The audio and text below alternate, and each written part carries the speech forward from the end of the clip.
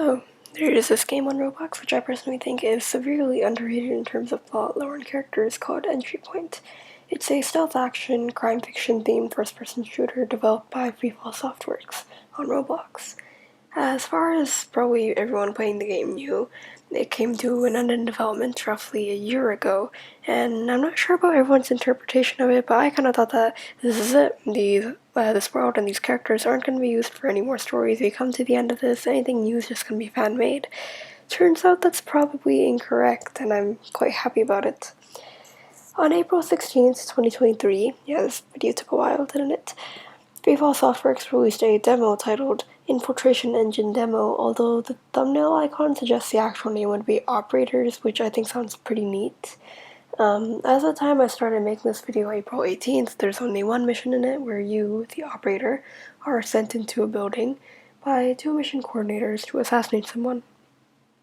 You start out in this customer service area, probably, and make your way up 2 other floors into a penthouse, and you have to take down the target, who I'm guessing is a politician. Anyway, there's 2 guards on the first floor, 4 on the second, although they're kind of separated, and 3 on the last. While the concept is pretty similar to Entry Point, in which you have a mission and objectives you need to complete, while either fighting off the cops or making sure you don't get caught, the mechanisms range from either literally the same thing to how do you knock out the guards. So I'll be talking about these in the video. I do feel the need to mention that the game can't really be accessed anymore as of April 19th, so I can't really get any more footage, which I was originally planning to use to demonstrate something, so I'll have to suffice without it. Anyway, here's my thoughts. Number 1, the character selection. Now, some of these points are pretty old, and I do kind of touch up on these later in the video, so yeah. When you start up in the game, a window pops up prompting you to pick a pre-made character. There's, I think, 10 options roughly. This is already very different from Entry Point, which lets you customize a skin, hair, clothes, accessories, code name, skill set, etc. This is, however, a demo as of now, and it's mentioned that it's to test out certain stealth mechanisms, so it makes sense to devote more focus to the actual gameplay right now, especially when fall damage is a thing. Speaking of which, number 2, fall damage. I have a habit of dropping the pacified bodies from the deposit and Entry Point into the stairwell if I'm sure no one's going to check it. Like in the basement area, once I clear out the downstairs guards, any additional bodies get the luxury of getting chucked down 2 full stairwells, maybe 1 if it's on the first floor, but that's not very often. That typically involves me jumping down from the stairs without second thought. The first few times I played Operator, once I cleared out the NPCs on the first 2 floors, not counting the security room, I jumped down the stairs and tossed the second floor guys down the stairwell out of habit, and noticed the screen getting less saturated and darker, along with a heartbeat sound echoing. But I always assume the music design by coincidence had a heartbeat sound a minute or 2 in, and that just happens to be around the time I jumped down the stairwell. Yeah, that's pretty weird, isn't it? I only realized that's the game's equivalent of a health bar so far, when I finally cleared out the level for the first time ever and jumped down the last stairwell to make my escapade and proceeded to die. That was fun. It does make things a lot more realistic though once you realize what you're doing. Number 3, the map. In the bottom left corner is a map of the building, which is an upgrade from Entry Point, which literally doesn't give a map. If you press M, the map will enlarge, and there's also the option to click through the different floors. It shows the layouts, where things like stairwells and change rooms are located, but not NPC locations, so don't drop your guard. It also tells you where some of the objectives are, so yeah, it's actually really helpful. Number 4, camera view. Right off the bat, once you choose a character, you spawn in an elevator that opens up and the mission starts. The first thing that seems different about it is that instead of being a first-person shooter like its predecessor, Operator is a third-person shooter, if that makes sense. Anyway, along with that, it's also off-centered, either to the right or the left. I found out you could hit V and change what side the camera leans towards when I tried to knock out the guy with the keycard on the first floor, and promptly set off the alarm when instead of knocking him out, the only thing that happened was the camera shift, and then the guy turned around and saw me, an armed trespasser just standing there trying to figure out my controls, and I got caught. Fun times. Anyway, once you get used to it, it's actually really convenient. Instead of using Q and E to peek around the door, by the way, you can still use those keys, and risking your head being seen by a guard, you can look around doors and corners and walls and stuff without actually being seen by anyone on the other side. That feature actually saved some of my attempts, and it also kind of helps you be more aware of your surroundings and stuff. So yeah, it's nice. Number 5, breaching doors.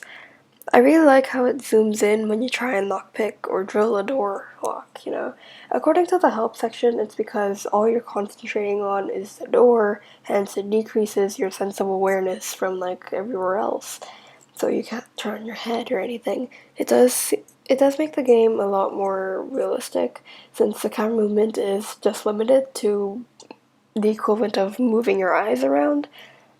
It looks very cool, and I don't have much to say, so we're moving on. The tools are still the same as entry point, a lockpick and a loud drill. There's no silent drill. Anyway, number 6, knockouts and sneaking. I don't even know what this is. An entry point, knocking someone out, is a quick way to pacify them without killing them, which is useful for the legend badges, where you have to do it like in full stealth, no alarms, no kills, none of that. All you do is go up to an NPC, bring out your gun, hit V, and that's it. You can also even hit V randomly and it goes through the knockout animation. In operators, however, knockouts are described as takedowns, and it's mentioned that they're lethal. I suppose that could be called realism, since getting bashed in the skull with the weighted, blunt metal object probably ends up with severe brain damage to the victim or something, and I've heard that a person in real life doesn't wake up in a minute, they're probably gonna die. And in the game, guards stay unconscious for the entire level, so the brain can bruise and stuff like that. Anyway, over here you need to first crouch, and then break out your gun, or either way, and then walk up to the NPC, and then a prompt will appear to hit V to knock out, which is a lot more complicated. It's a lot easier at this point to pull the trigger from a distance, although back in entry point, I'd prefer being more of a, what's it called, a pacifist, and I don't really use bullets, so this was definitely a change for me. It does make it a lot faster to be able to, like, deal with someone from a distance, so yeah, whatever.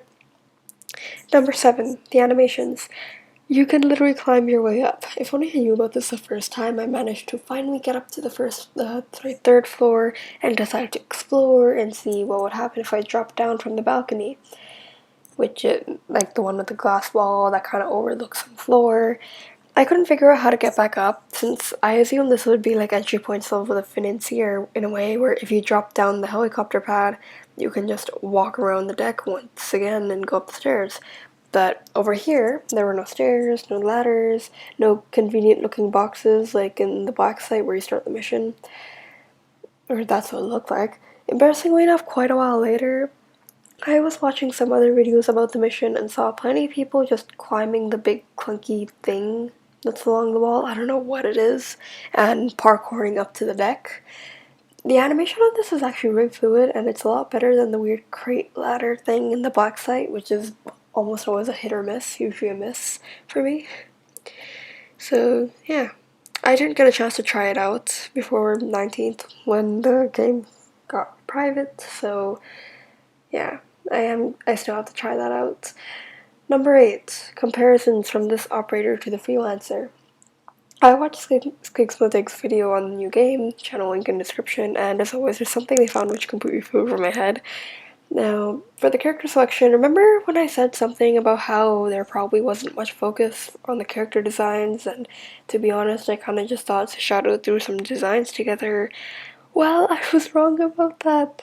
Anyway, in entry points, the freelancer's personality is largely up to interpretation, but there's a few lines which give a generic base idea, but overall you can build whatever you want on top of that. In operators, the pre-made characters actually have their own specialized dialogue lines, which showcase their personalities.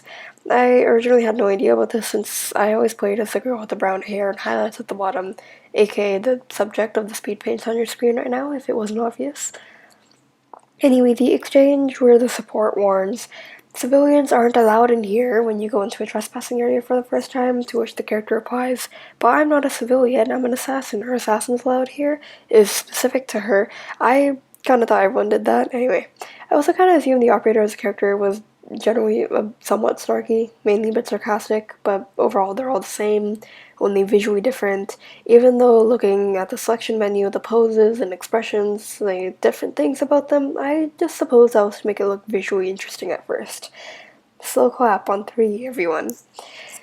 Another small thing I really like is, again, one of the dialogue lines. There's nothing really plot heavy about this or anything. It's probably exclusive to her, but I've only seen it once when the operator and one of the mission coordinators, I've heard their name is Crystal, or code name, they just start having small talk about hairstyles and just compliments and stuff, followed by another coordinator being generally annoyed by it. I don't know why, but it's my favorite. It adds a lot more personality to the operator and the coordinator about their dynamic and everything.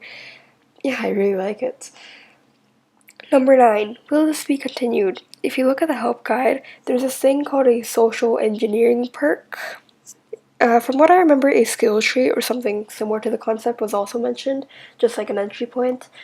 This makes me think that the game actually has a story, and we'll be seeing a lot more of these guys in the near coming future, since entry point has you level up to unlock skill points, or skill perks, whatever it was called. So I think operator will do the same, although that's just a guess. I mean, how else are you supposed to unlock the perks? In the meantime, I'm absolutely hyped. I'm open to hearing anyone else's thoughts in the comments, so if you have something to say about it, let's talk. And yeah.